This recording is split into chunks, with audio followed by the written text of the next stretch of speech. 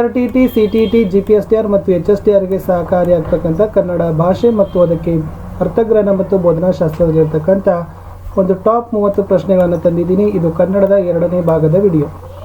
ಈ ಮೊದಲಿಗೆ ನಾವು ಕನ್ನಡದಲ್ಲಿ ಫಸ್ಟ್ ಭಾಗ ಇಂಗ್ಲೀಷ್, ಹಿಂದಿ, ಸೈಕಾಲಜಿ, ಮ್ಯಾಥ್ಸ್ ಮತ್ತು ಸೈನ್ಸಲ್ಲಿನೂ ಕೂಡ TETಗೆ ಯೂಸ್ ಆಗ್ತಕ್ಕಂಥ ವಿಡಿಯೋ ಹಾಕಿದ್ದೀವಿ. ತಾವು ನೋಡದೇ ಇದ್ದರೆ ವಿಡಿಯೋದ ಡಿಸ್ಕ್ರಿಪ್ಷನ್ ಬಾಕ್ಸ್ನಲ್ಲಿ TET, HSTR, GPSTR ಪ್ರಿಪ್ರೇಷನ್ ಅಂತ ಒಂದು ಪ್ಲೇಲಿಸ್ಟ್ ಲಿಂಕ್ ಇದೆ, ಅದನ್ನು ಒತ್ತಿ ನೋಡಿ ಅಂತ ಹೇಳ್ತಾ, ಸೊ ಮತ್ತೆ ತಮಗೆ ಯಾವ ವಿಷಯದ ವಿಡಿಯೋ ಬೇಕು ಅನ್ನೋದನ್ನು ಕಮೆಂಟಲ್ಲಿ ಸೂಚಿಸಿದರೆ ಖಂಡಿತವಾಗಿ ಆ ವಿಷಯದ ವಿಡಿಯೋಗಳನ್ನು ಬೇಗನೆ ತೆಗೆದುಕೊಂಡು ಬರ್ತೀವಿ ಅಂತ ಹೇಳ್ತಾ, ತಾವೆಲ್ಲರೂ ಕೂಡ ವಿಡಿಯೋನ ಲೈಕ್ ಮಾಡಬೇಕು, ಶೇರ್ ಮಾಡಬೇಕು. ಫಸ್ಟ್ ಟೈಮ್ ವಾಚ್ ಮಾಡ್ತಿದ್ರೆ ಸಬ್ಸ್ಕ್ರೈಬ್ ಜೊತೆಗೆ ಬೆಲ್ ಐಕಾನನ್ನು ಅವಶ್ಯವಾಗಿ ಒತ್ತಿ.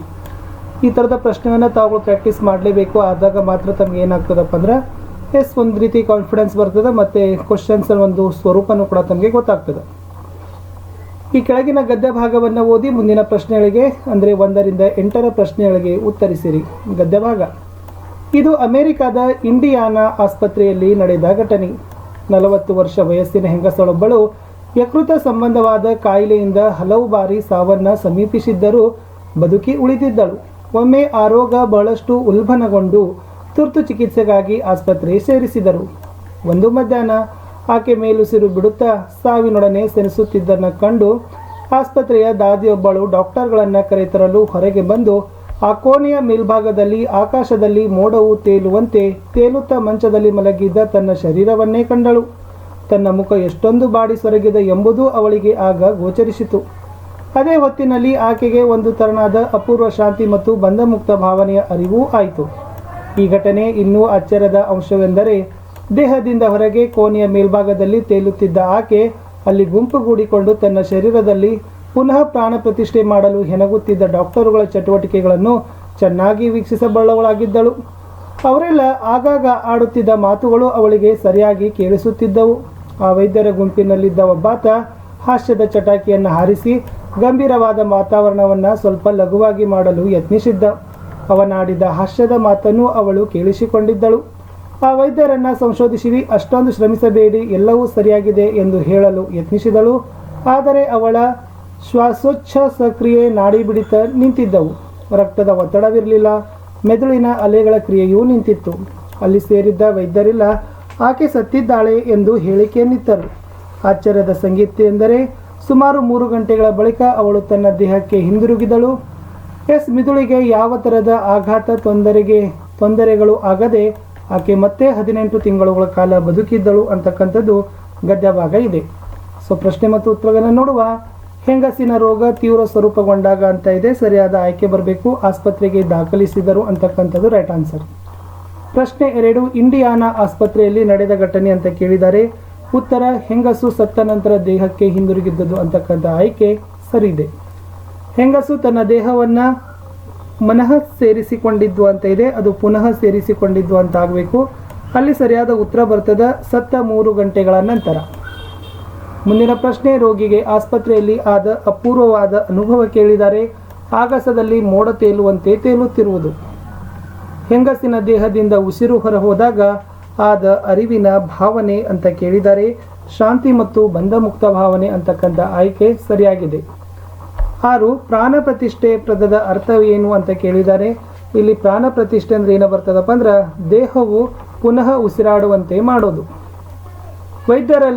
ವೈದ್ಯರೆಲ್ಲರೂ ರೋಗಿ ಸತ್ತಿದ್ದಾಳೆಂದು ತೀರ್ಮಾನಿಸಲು ಕಾರಣ ಏನು ಅಂತ ಕೇಳಿದರೆ, ಮೆದುಳು ಕಾರ್ಯನಿರ್ವಹಿಸುತ್ತಿರಲಿಲ್ಲ, ರಕ್ತದೊತ್ತಡವಿರಲಿಲ್ಲ, ಉಸಿರಾಟ ಮತ್ತು ನಾಡಿ ಮಿಡಿತ ನಿಂತಿತ್ತು. ಆಯ್ಕೆ ಸರಿಯಾದ ಉತ್ತರ. ಮುಂದಿನ ಪ್ರಶ್ನೆ, ಚಟಾಕಿಯನ್ನು ಈ ಪದ ಯಾವ ಸಂಧಿಗೆ ಉದಾಹರಣೆ ಅಂತ ಕೇಳಿದರೆ, ಇದು ಆಗಮ ಸಂಧಿಗೆ ಉದಾಹರಣೆ.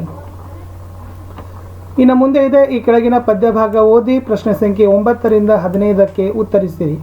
ಸೊ ಇತ್ತು ಕುಂಬಾರಕಿ ಈಕಿ ಕುಂಬಾರಕಿ, ಬ್ರಹ್ಮಾಂಡವೆಲ್ಲ ತುಂಬಿಕೊಂಡಿರುವಾಕಿ, ಚೆನ್ನ ಎಂಬುವ ಮಣ್ಣನ್ನು ತೆರೆಸಿ, ತನು ಎಂಬುವ ನೀರನ್ನು ತನಿಸಿ, ಮನ ಎಂಬುವ ಹುದಲನ್ನು ಕಲಸಿ, ಗುಣ ಎಂಬುವ ಸೂಸನ್ನು ಹಾಕಿ, ಭಕ್ತಿ ಎಂಬುವ ತಿರುಗಿಯ ಮಾಡಿ, ಧ್ಯಾನ ಎಂಬುವ ಬಡಗಿಯ ಊರಿ, 360 ಸುತ್ತನ್ನು ತಿರುಗಿ ಗಡಗಿ ತಯಾರು ಮಾಡುವ, ಆಚಾರ ಎಂಬುವ ಆವಿಗೆ ಮುಚ್ಚಿ, ಅರಿವು ಎಂಬುವ ಬೆಂಕಿಯ ಹಚ್ಚಿ, 1000 ಕೊಡಗಳ ಸುಟ್ಟು ಇಂದು ಸಂತಿಗೆ ಒಯ್ದು ಮಾರುವಾಕಿ, 3 ಕಾಸಿಗೊಂದು ಕುಡುಕಿಯ ಮಾರಿ, 6 ಕಾಸಿಗೊಂದು ಗಡಿಗೆಯ ಮಾರಿ, ವಸುದೆಯಳು ಶಿಶುನಾಳಧೀಶನ ಮುಂದೆ ಧ್ಯಾನದ ಮಗಿಯೊಂದು ಇಡುವಾಕಿ ಅಂತಕ್ಕಂಥ ಪದ್ಯಭಾಗ ಇತ್ತು.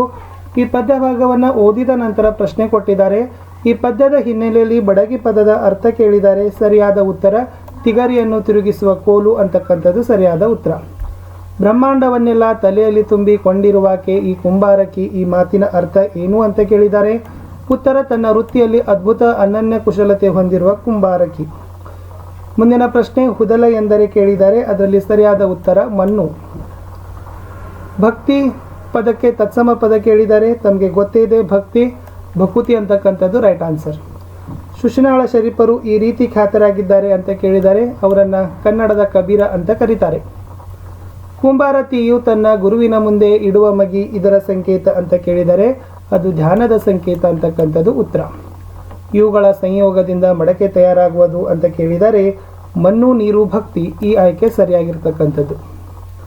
ಮಕ್ಕಳ ಭಾಷಾ ಕಲಿಕೆಯ ಆರಂಭದಲ್ಲಿ ಈ ಅಂಶವನ್ನು ಹೆಚ್ಚು ಪರಿಗಣಿಸುವ ಅಗತ್ಯವಿಲ್ಲ ಅಂತ ಕೇಳಿದರೆ ಭಾಷಾ ಶುದ್ಧತೆಗೆ ಒತ್ತು ನೀಡೋದು ಅಂತಕ್ಕಂಥದ್ದು ರೈಟ್ ಆನ್ಸರ್. ಅರ್ಥಬದ್ಧ ಆಲಿಸುವಿಕೆಯಲ್ಲಿ ಈ ಅಂಶ ಹೆಚ್ಚು ಸಹಾಯಕ ಅಂತ ಕೇಳಿದರೆ ಪದ ವಾಕ್ಯಗಳನ್ನು ಬಿಡಿ ಬಿಡಿಯಾಗಿ ಆಲಿಸಿ ಗ್ರಹಿಸುವುದು ಅಂತಕ್ಕಂಥ ಆಯ್ಕೆ ರೈಟ್ ಆನ್ಸರ್. ಭಾಷಾ ಶಿಕ್ಷಣದಲ್ಲಿ ವ್ಯಾಕರಣ ಬೋಧಿಸಲು ಸೂಕ್ತವಾದ ಕ್ರಮ ಯಾವುದು ಅಂತ ಕೇಳಿದರೆ ಸರಿಯಾದ ಉತ್ತರ ವ್ಯಾಕರಣಾಂಶಗಳ ಸಾಂದರ್ಭಿಕ ಪರಿಚಯ ಮತ್ತು ಅನ್ವಯ. ಗದ್ಯ ಬೋಧನೆಯ ಮುಖ್ಯ ಉದ್ದೇಶ ಕೇಳಿದ್ದಾರೆ. ಅಲ್ಲಿ ಓದು ಬರಹ ಗ್ರಹಿಕೆ ಹಾಗೂ ಸ್ವತಂತ್ರ ಆಲೋಚನೆ ಅಂತಕ್ಕಂಥದ್ದು ರೈಟ್ ಆನ್ಸರ್. ಮಾತನಾಡೋ ಕೌಶಲವನ್ನು ಬೆಳೆಸಲು ಹೆಚ್ಚು ಸಹಾಯಕವಾಗುವ ಚಟುವಟಿಕೆ ಯಾವುದು ಅಂತ ಕೇಳಿದರೆ ಸಂಭಾಷಣೆ ಮತ್ತು ಸಂವಹನ ಚಟುವಟಿಕೆಗಳು. ಇದು ಬಾಯೋದಿನಲ್ಲಿ ಕಂಡುಬರುವ ದೋಷ ಅಂತ ಕೇಳಿದರೆ ಪದಗಳನ್ನು ಕೂಡಿಸಿ ಓದೋದು ಅಂತಕ್ಕಂಥದ್ದು ರೈಟ್ ಆನ್ಸರ್. ಪದ್ಯ ಬೋಧನೆಯ ಪ್ರಮುಖ ಉದ್ದೇಶ ಕೇಳಿದ್ದಾರೆ. ಅಲ್ಲಿ ರಚನಾ ವಿನ್ಯಾಸ ಮತ್ತು ಕವಿ ಭಾವನೆಗಳನ್ನು ಅರಿತು ಸ್ಪಂದಿಸೋದು ಅಂತಕ್ಕಂಥದ್ದು ರೈಟ್ ಆನ್ಸರ್. ಪರಿಹಾರ ಬೋಧನೆ ಕೈಗೊಳ್ಳಬೇಕಾಗಿರೋದು ಕೇಳಿದ್ದಾರೆ. ಕಲಿಕೆಯಲ್ಲಿ ಹಿಂದುಳಿದ ವಿದ್ಯಾರ್ಥಿಗಳಿಗೆ ಸರಿಯಾದ ಆಯ್ಕೆ. ಪದ್ಯ ಬೋಧನೆಯಲ್ಲಿ ಪರಿಣಾಮಕಾರಿ ಕಲಿಕೆಯಾಗಲು ಇದು ಕಾರಣವಾಗುತ್ತದೆ ಅಂತ ಕೇಳಿದ್ದಾರೆ.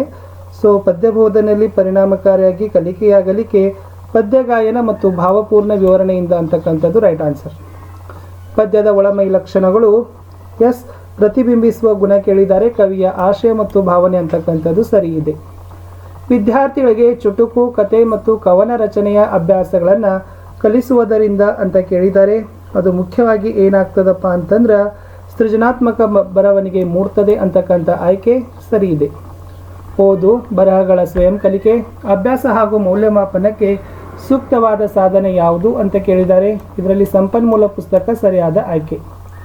8ನೇ ತರಗತಿಯ 30 ವಿದ್ಯಾರ್ಥಿಗಳಲ್ಲಿ 10 ವಿದ್ಯಾರ್ಥಿಗಳು ಕಾಗುಣಿತ ದೋಷ ಮಾಡ್ತಾರೆ. ಈ ಸಂದರ್ಭದಲ್ಲಿ ಭಾಷಾ ಶಿಕ್ಷಕ ವಹಿಸಬೇಕಾದ ಕಾರ್ಯ ಕೇಳಿದ್ದಾರೆ. ಕ್ರಿಯಾ ಸಂಶೋಧನೆ ಮಾಡೋದು. ಸಾಬೂನು ಪದ ಈ ಭಾಷೆಯಿಂದ ಬಂದಿದೆ ಅಂತ ಕೇಳಿದ್ದಾರೆ. ಅದು ಪೋರ್ಚುಗೀಸ್ ಭಾಷೆಯಿಂದ ಬಂದಿದೆ.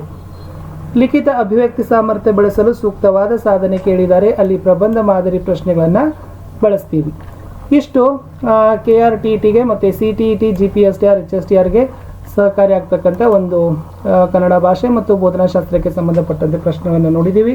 ಹಿಂದಿನ ವಿಡಿಯೋಗಳನ್ನು ತಾವೆಲ್ಲರೂ ಕೂಡ ನೋಡಬೇಕು. ನೋಡದೇ ಇದ್ರೆ ಈಗ ಎಂಡ್ ಸ್ಕ್ರೀನಲ್ಲಿ ತಮಗೆ ಪ್ಲೇಲಿಸ್ಟ್ ಸಜೆಸ್ಟ್ ಆಗ್ತಾ ಇದೆ ಅಂತ ಹೇಳ್ತಾ ಲೈಕ್ ಶೇರ್ ಹಾಗೂ ಸಬ್ಸ್ಕ್ರೈಬ್ ಮಾಡಲಿಕ್ಕೆ ಮರೆಯದಿರಿ. ಮತ್ತೆ ಸಿಗ್ತೀನಿ ಹೊಸ ವಿಡಿಯೋದಲ್ಲಿ. ಅಲ್ಲಿಯವರೆಗೂ ಬಾಯ್.